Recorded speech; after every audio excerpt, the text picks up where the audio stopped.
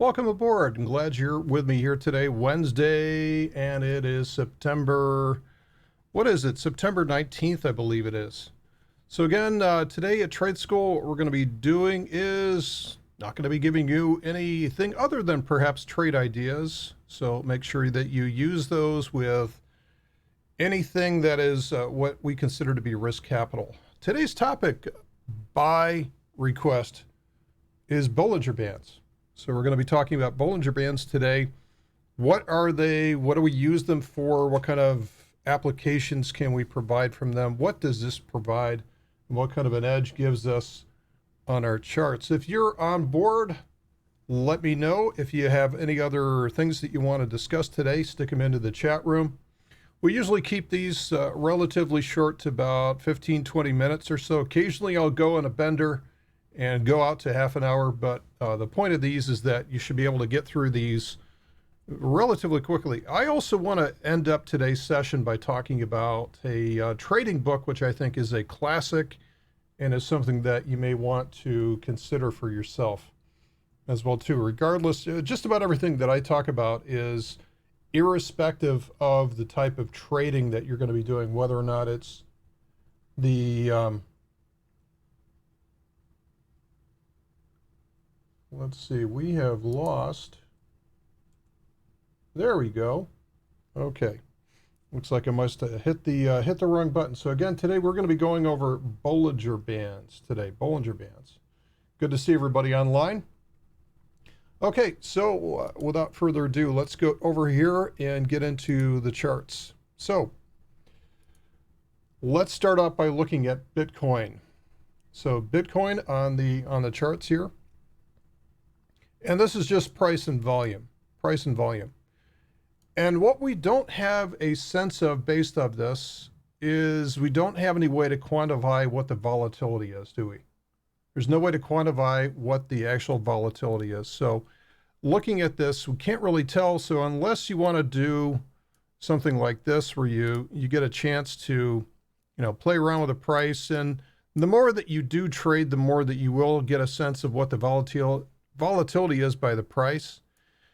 But there's some very important signals that we can see from this. And the best way that I have found is through Bollinger Bands. Now, I do also use the CHOP index for this, but that's a whole different topic and a whole different discussion that we'll have. So the way that you can apply the Bollinger Bands is to come up here to the indicators. And we want to use built-in. So the second option down is built-ins. And actually TradingView has a ton of built-ins. Now there are some strategies on here. You don't want to choose the strategies. They're going to provide some strange signals on there that you're not going to understand. So I wouldn't worry about this right now. Just go to the standard Bollinger Bands and add those to your chart by clicking once with a left click. Thank you, Brandon. Welcome aboard. 'Tis an awesome day. Any day above ground is an awesome day. So what we have here is the Bollinger Bands, right? So now it depends on what your charts look like. Sometimes the style. So for some of you who've got a light style and I know this is tough on the eyes, but that is what you're going to look like. I've talked about this before. I prefer a somewhat dark style just because I'm looking at charts all day long, and it will burn out your retinas if you've got the white background. So this is what comes up by default. This is what comes up by default. And I always like to tinker with things. I mean, this is not necessarily bad the way that it's listed right now, but I like to visually change things around. So first of all, I want to format this. And the way that you do that is by hovering your mouse over the actual indicator. And if we look at this, we will come down to settings, which is down at the very bottom. So settings is either going to be inputs, and I'll get to what the Bollinger Bands are here in a minute. We'll talk about this. But the inputs, well, first of all, we'll go to style. Now the upper and lower bands are going to be given a certain color. And I like to make things pop in my chart. So I do tend to pick something either yellow or a very light orange like this. for the Bollinger Bands. It doesn't really matter what you pick.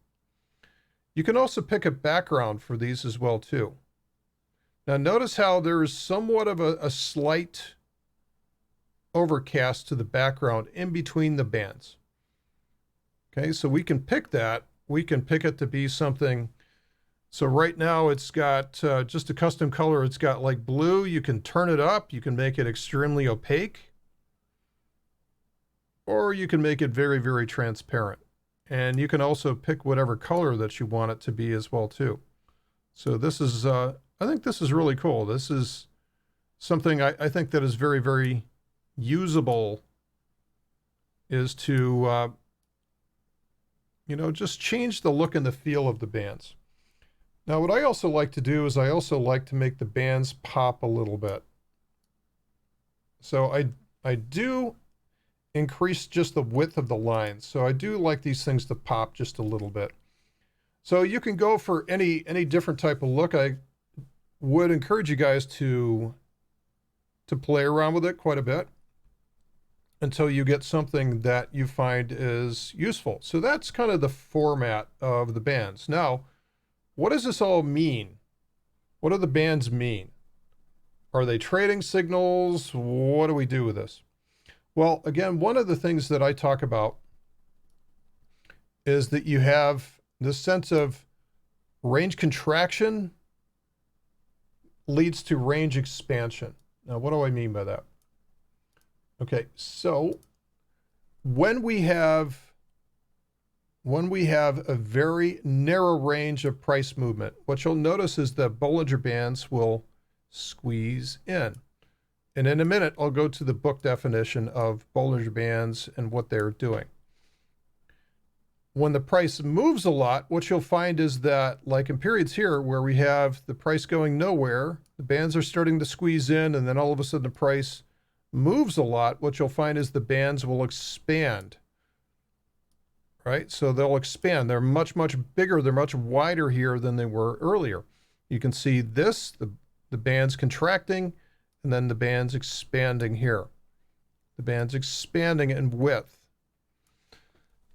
So again, keep thinking about this. Range contraction leads to range expansion. Range expansion leads to range contraction. What do you do every day? You breathe in, you breathe out. You breathe in, you breathe out. We move, and then we rest. We move, and then we rest. This is the way that markets move as well, too. Okay, so what are they measuring? What are the bands measuring? And then I'll finish out this section today. So we've showed you how to put them on your chart. We've showed you how to play around with them to make them look slightly different depending on your eye. We've talked about range expansion, range contraction. So they're measuring volatility, aren't they? They're measuring volatility, price volatility, or realized, or also known as historical volatility. So let's get over to some definitions. Now the bands are actually, let's go back to the way that they're set up again. So we'll go into the settings and we'll look at the inputs. Length is 20 2 standard deviations. 2 standard deviations. So it's plus and minus 2 standard deviations of price movement. Okay, what is that? So if you look at this from the moving average, if you look at this carefully, and I know that you have to look at this carefully to see this, but if you can see this little moving average in here, that's the 20, right? Do you see this little moving average? It's kind of going like this. So there's a simple moving average of period 20, which is your default Bollinger Bands. And then from there, plus minus, so plus 2 standard deviations in price movement, and then minus 2 standard deviations in price movement. And that forms the basis of the Bollinger Bands. Now, I'll show you in a minute how to use these. Now, I know that some of you are saying, what's a standard deviation? Well, Google can be very helpful here. In statistics, the standard deviation is a measure that's used to quantify the amount of variation, the amount of variation or dispersion of a set of data values. So in other words, you've got candles going up, you've got candles going down. How much are they moving when they're going up or down? This is the data values that we're talking about as the price movement, right? So how much is it varying? If it's not varying very much at all, then we're going to have a very small deviation from the mean, aren't we? If they're varying a lot, then we're going to have a large deviation from the mean. Okay, so that's what standard deviations are. If you guys want, I'm not a statistics whiz, I'm not a math geek or anything like that. If you want to know more, Google is your friend for this. Okay, so basically what it's showing is small deviation, the bands will pinch together. Small deviation, the bands will pinch together. This is known as a Bollinger squeeze. So when we have the bands pinching together, and we should have that here fairly soon because we've gotten just about no movement whatsoever. So you'll see periods like this where the bands will pinch together like this. Again, this is a Bollinger squeeze. So there's two things that you can use the Bollinger Bands for. This is where I kind of wrap up things and talk about application of this. So this is a Bollinger, I'll just call it BS here for Bollinger squeeze. So this is where we have very low deviation from the mean. The price basically doesn't do much at all. It's not moving at all. Now, Bollinger squeeze, you can think of it this way. Like when I was a kid, what I would do is I would eat an orange, and oranges had pits in them before they figured out how to get rid of the pits in oranges. And they're all slimy, right? And you'd squeeze them between your fingers really hard, and you could fire that thing across the room, right? All right, this was last week I was doing this, all right? So that's kind of an example of that. When you squeeze something really hard like that, boom, it's going to come flying out of there. You know, and I'm sure you could come up with other analogies for this, but squeeze something really hard, it'll fly out of there. It's like, oh, those little ping pong ball pop guns that we used to play with before video games came along. Right, so tons of analogies for this thing. When you compress something, that energy, that potential energy gets compressed in and eventually gets turned into kinetic energy. This is another example of potential energy like this, just winding up in here, just winding up, turns into kinetic energy for the next move. You see the same thing happening here. Okay, the bands are squeezing together. Here's another Bollinger squeeze showing up right there. Range contraction leads to range expansion. Boom. And guess what? We're just about to see another Bollinger squeeze, aren't we? The price is going nowhere. So you're going to see these bands contract down very quickly like this. You'll see the Bollinger squeeze. Think of the orange pit. It's going to happen here fairly soon. So that's one way that you can use Bollinger Bands is identify the squeezes. Look for the Bollinger squeeze and then simply set up alerts that are above and below the price range of that squeeze to know whether or not you want to take it long or short. Very simple. Okay, so Bollinger squeeze is a very nice tool for those kind of things, apart from other things.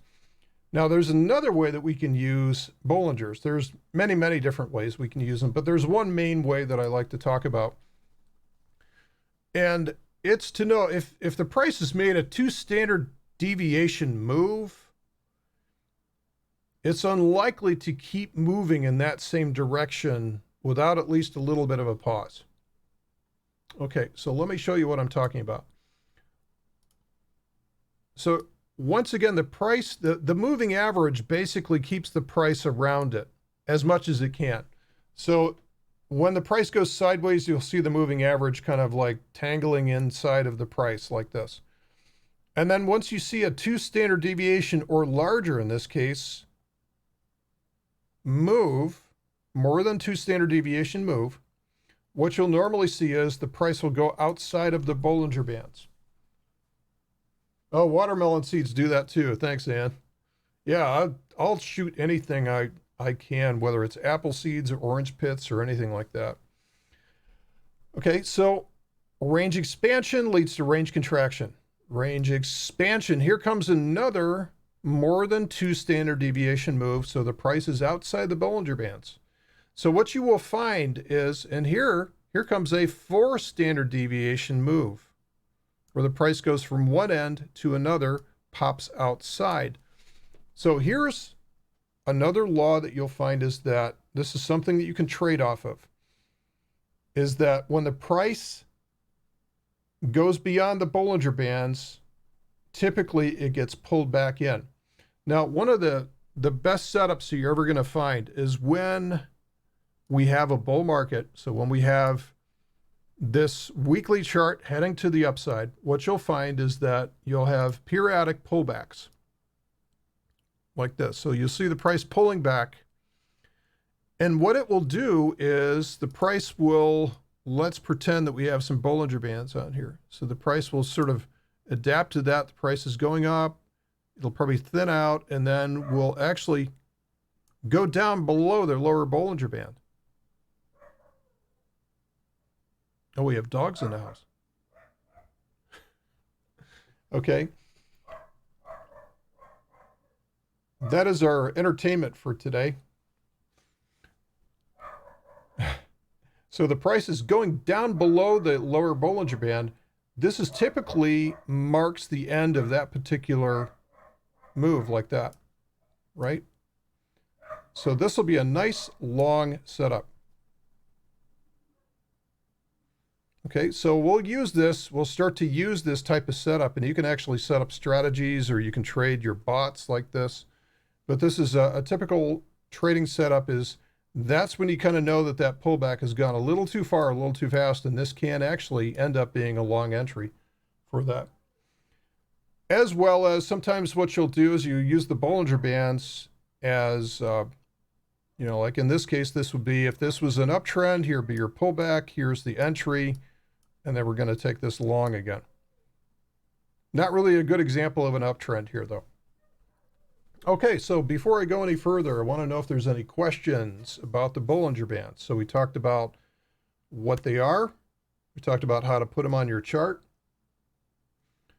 Talked about how to format them, make them look different, make them more appealing to your eye, make them pop is what you want. And then we talked about a couple of different ways to use them, not only the Bollinger Squeeze, but also noting the fact that typically when the price goes outside the bands, it will get hauled back in. It's gone a little bit too far, a little bit too fast. So you can also, if you really wanted to, you could set stops for your positions based on the Bollinger Bands, even though I don't. Okay, so let me know if there's any questions while I am going to part 2 here. Part 2, I want to keep bringing up books that people have been asking me to say, hey, can you recommend some books about trading? Because perhaps this is your first go around with actually tangling with the financial market, and what you're finding is that it's not as easy as it all looked a few months ago, and all of a sudden you're finding just the breadth and depth of what it takes to find edge in the financial markets. You're finding things like, hey, wait a minute, 1 + 1 does not equal 2 in a financial market. So in other words, you're finding out things like, hey, why is this coin going down in price if there's all this good news happening on it? Well, maybe all that good news was already priced in and it's got nowhere to go now that good news is out. Little things like that. So it just, all of a sudden you start to realize that there's a lot more to this. And this is something I've been doing over the last 22 years is, you know, like everybody else, I started out with essentially no knowledge of this. Nobody is born with innate knowledge out of the womb from this, and it takes an interest, and all of a sudden you start to study and you realize how little you know at the very beginning. Okay. I have a very aggressive miniature schnauzer that is trying desperately to defend our house right now from foreign attackers. Apparently that's what he thinks. Okay, so hopefully that's not coming through the microphone too loud.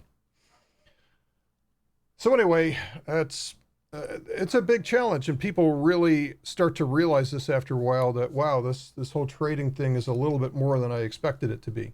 And so are there any books? Can I read some background about just how to manage yourself, how to do this whole thing?